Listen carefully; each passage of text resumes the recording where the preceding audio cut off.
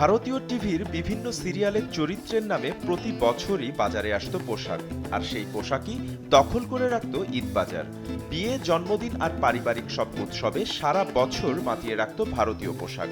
ফ্যাশনের ট্রেন্ড বদলানোর মতো মানুষের পছন্দ এবার পাল্টে গেছে। এবার ঈদে তাই ভারতীয় নয়, পাকিস্তানি ও আফগানি পোশাকেই মেতেছেন ফ্যাশন প্রেমীরা। তবে অন্যান্য বারের তুলনায় এবার ক্রেতারা সাধারণত পাকিস্তানি বলেন এই পোশাকের প্রতি একটু আকৃষ্ট বেশি। পাকিস্তানি পোশাকটাই বেশি চলছে, আর আমাদের বেচাকেনা ইনশাআল্লাহ আল্লাহর রহমতে ভালো। মার্কেটের বেচাকেনা মোটামুটি ভালো, ইনশাআল্লাহ প্রতি বছরে ভালোই হয়।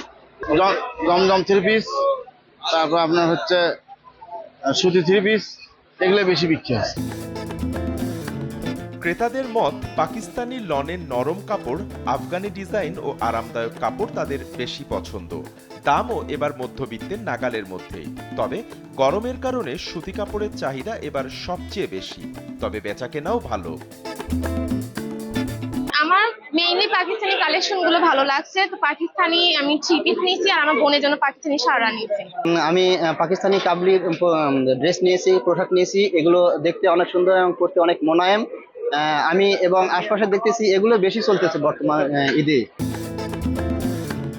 ইউনিক ডিজাইন হওয়ায় এগুলো ক্রেতাদের কাছে আকর্ষণীয় হয়ে উঠেছে, জানালেন এই ব্যবসায়ী।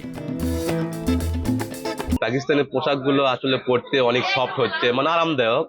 আর পাকিস্তানি পোশাক এবার এমনগুলো পোশাক আছে আমাদের এখানে যে মানে দেখলেই কাস্টমারের চয়েস হয়ে যাচ্ছে।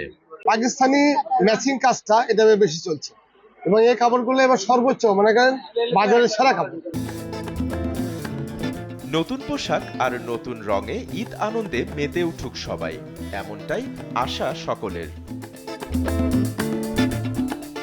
SA TV digital.